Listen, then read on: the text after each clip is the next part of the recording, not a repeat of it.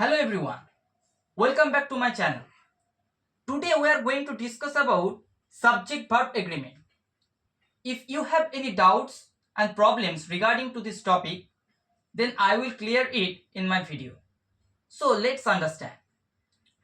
দেখো subject verb এগ্রিমেন্টটা আমাদের school level বা কম্পিটিটিভ এক্সামের অনেক পরীক্ষায় এই টপিক থেকে কোয়েশ্চেন আসে, তো এইটাকে আমাদের ভালোভাবে বুঝতে হবে।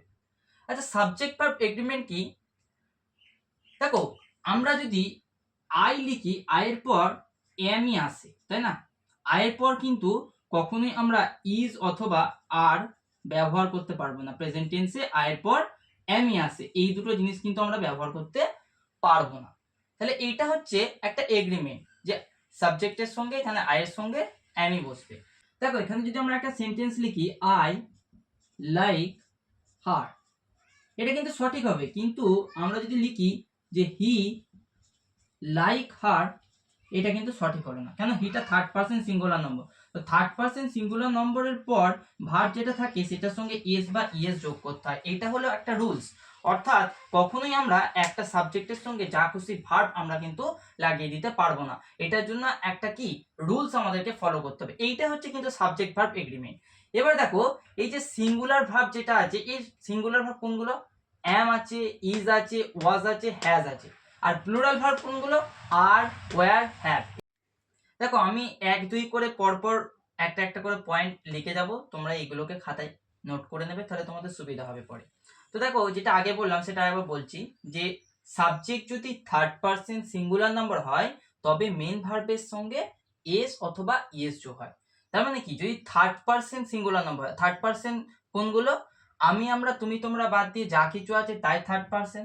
আর সিঙ্গুলার নম্বর তো আমরা জানি এক বচনকে বলে। দেখো এক্সাম্পলে কি বলেছে, যে Rahul loves his mother. Rahul কি করে? তার মাকে ভালোবাসে। রাহুলটা কি থার্ড পারসন সিঙ্গুলার নম্বর, তাই দেখো লাভের সঙ্গে এখানে এস যোগ হয়েছে। তো থার্ড পারসন সিঙ্গুলার নম্বর হওয়া মানে ভার্বের সঙ্গে এস বা ইএস যোগ হবে। আচ্ছা, 2 নম্বর রুলস কি বলেছে? দুটি সাবজেক্ট, যদি সাবজেক্টের শর্ট ফর্ম লিখেছি, দুটি সাবজেক্ট যদি এইদার অর নেইদার নর অথবা নট অনলি বাট অলসো দ্বারা যুক্ত হয়, তাহলে আমরা শেষের যে সাবজেক্টটা পাবো সেন্টেন্সের মধ্যে, শেষে যে সাবজেক্টটা আসবে সেই সাবজেক্টটার ভার্বটা দেখে আমরা বিভার্ব বসাবো। বুঝা গেল? বিভার্ব বা অক্সিলারি ভার্ব আমরা শেষেরটা দেখে বসাবো। আচ্ছা, এখানে এক্সাম্পলে কি বলেছে দেখি, বলছে neither the mouse nor the lion was caught. দেখো, এখানে মাউস, এখানে লায়ন, প্রথম সাবজেক্টটা দেখবো না, কিন্তু দ্বিতীয় সাবজেক্টটা দেখবো। দ্বিতীয় সাবজেক্টে লায়ন কি সিঙ্গুলার, তো তাহলে সিঙ্গুলার ভার্বে কি বলেছিলাম এখানে? ইজ, ওয়াজ, অ্যাম, হ্যাজ, এইগুলো বলেছিলাম। তো দেখো, তার মধ্যে এখানে ওয়াজটা পেয়েছি, তো এই ওয়াজটা লিখলাম এই কারণে, কারণ এইটা হচ্ছে সিঙ্গুলার, তাই এখানে কি হবে? ওয়াজ। মানে বলতে চাইছে যে না ইঁদুরটা না সিংহটা কেউই ধরা পড়েনি। 2 নম্বর কি বলেছে? Either Sam or his friends are to be blamed for this mischief. মানে স্যামকে অথবা তার বন্ধুদেরকে এই দুষ্টুমিটা করার জন্য দোষারোপ করা উচিত, এইটা বলতে চাইছে। তো দেখো, এখানে স্যাম একটা সাবজেক্ট, হিজ ফ্রেন্ডস একটা সাবজেক্ট, কিন্তু শেষের সাবজেক্টটা দেখতে বলেছে, তাই দেখো হিজ ফ্রেন্ডসটাকে দেখবো। এটা কি সিঙ্গুলার না প্লুরাল? হিজ ফ্রেন্ডস অনেকজনকে বোঝাচ্ছে, তাহলে এটা প্লুরাল, তাহলে এটা কি হবে? আর হবে।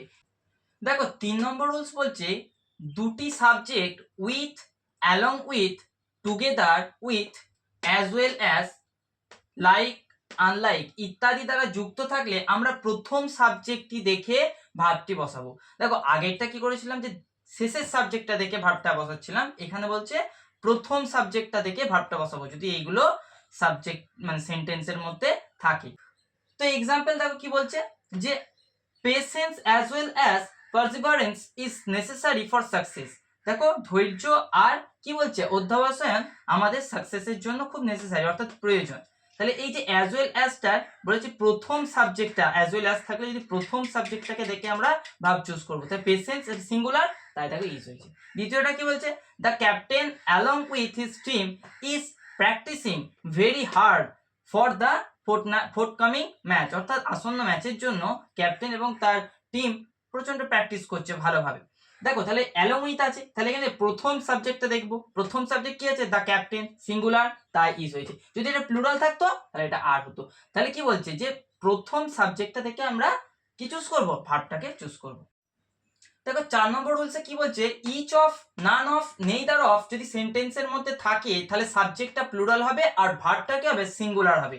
ফর এক্সাম্পল বলছে neither of this roads leads to the park, তাহলে কি যদি সাবজেক্টটা আমরা প্লুরাল দেখতে পাই তাহলে ভার্বটাকে আমাদের সিঙ্গুলার করতে হবে। তাহলে এখানে দিস রোডস, রোডসটা কি প্লুরাল, তাহলে এটা আমাদের ভার্ব কি হয়ে যাবে, সিঙ্গুলার হয়ে যাবে। তাহলে লিড এখানে লিডস হবে না, এসটার জন্য গোলমার্ক করে দিচ্ছি। তারপর কি হচ্ছে ইচ অফ দ্য গার্লস, দেখো গার্লসটা এখানে কিন্তু প্লুরাল আছে, তাহলে ভার্ব আমাদের কি করতে হবে, সিঙ্গুলার রাখতে হবে। তাই আরটা কেটে আমি কি করেছি, ইজ করেছি। এখানে গার্লস এর পর যে আমি আর বসিয়ে দেবো এমন করলে হবে না, ইচ অফ আছে কিনা এটা দেখতে হবে, নেইদার অফ ইচ অফ থাকলে এই রুলস করতে হবে। 5 নম্বর কি বলেছে, ওয়ান অফ তার পর সবসময় সাবজেক্ট কি হয়, প্লুরাল হয়। তাহলে কি বলেছে যে Sujay is one of the tallest, এখানে বয় রাখলে হবে না, কেন বলছে সাবজেক্ট সবসময় প্লুরাল হবে, ওয়ান অফ তার পর সাবজেক্ট কখনোই সিঙ্গুলার হবে না, তাহলে প্লুরাল করেছি, বয়েজ ইন দ্য ক্লাস। তাহলে Sujoy is one of the tallest boys in the class হবে। 6 নম্বর রুলসে কি বলছে, হু, হুইচ, দ্যাট, এইগুলোকে রিলেটিভ প্রোনাউন বলা হয়। এই রিলেটিভ প্রোনাউনের পূর্বে বলছে যে নাউন বা প্রোনাউন বসবে না, সেইটাকে দেখে আমরা ভার্বটা বসাবো। ফর এক্সাম্পল কি, Dhoni is one of the players who has been selected for the test match. এখানে দেখো হুটা কি রিলেটিভ প্রোনাউন, এর আগে যে নাউন বা প্রোনাউন বসেছে এটা সিঙ্গুলার না প্লুরাল, এটা প্লুরাল, তাই কি এখানে হ্যাজ হবে, হবে না, তাই এখানে হ্যাভ করেছি।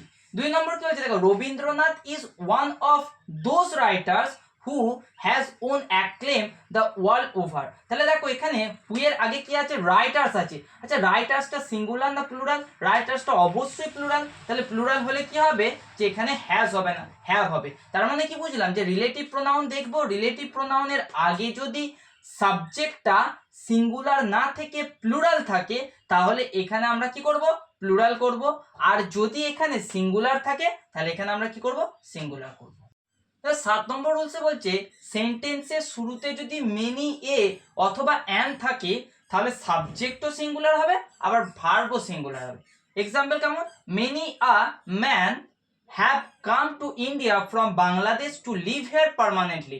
দেখো এখানে মেনি আ ম্যান আমরা পেয়ে গেছি সামনে, তো মেনি আ যখন আমরা পাচ্ছি তখন কি বলেছি, সাবজেক্টও সিঙ্গুলার ভার্বও সিঙ্গুলার, তাহলে ম্যানকেও সিঙ্গুলার করেছি, ভার্বকেও তো সিঙ্গুলার করতে হবে, তাই হ্যাজ করেছি। 2 নম্বর এক্সাম্পল কি বলেছে, 2 নম্বর এক্সাম্পলে বলছে যে many a man wants to be rich quickly. দেখো মেনিয়া পরে আমরা কি, ম্যান যদি এখানে সিঙ্গুলার আছে তাহলে এখানে ভার্বকেও তো সিঙ্গুলার করতে হবে, তাহলে ওয়ান্টস হবে না, এখানে কি হবে, ওয়ান্ট হবে। 8 নম্বর রুলসে কি বলছে, বইয়ের নাম ব্যবহৃত হলে সিঙ্গুলার ভার্ব ব্যবহার করব, মানে বইয়ের নাম যদি থাকে তারপরে সবসময় ভার্বটা কি হবে, সিঙ্গুলার হবে। কি বলছে, Gulliver's travel are indeed an interesting book. আচ্ছা আর হবে কি, হবে না, কেন এখানে বলেই দিয়েছে সিঙ্গুলার হবে, তাই ভার্বকে আমাদের সিঙ্গুলার করতে হয়েছে, ইজ করতে হয়েছে। এরকম যাই বইয়ের নাম থাকুক না কেন তারপরে সবসময় তোমরা কি ব্যবহার করবে, সিঙ্গুলার ভার্ব ব্যবহার করবে।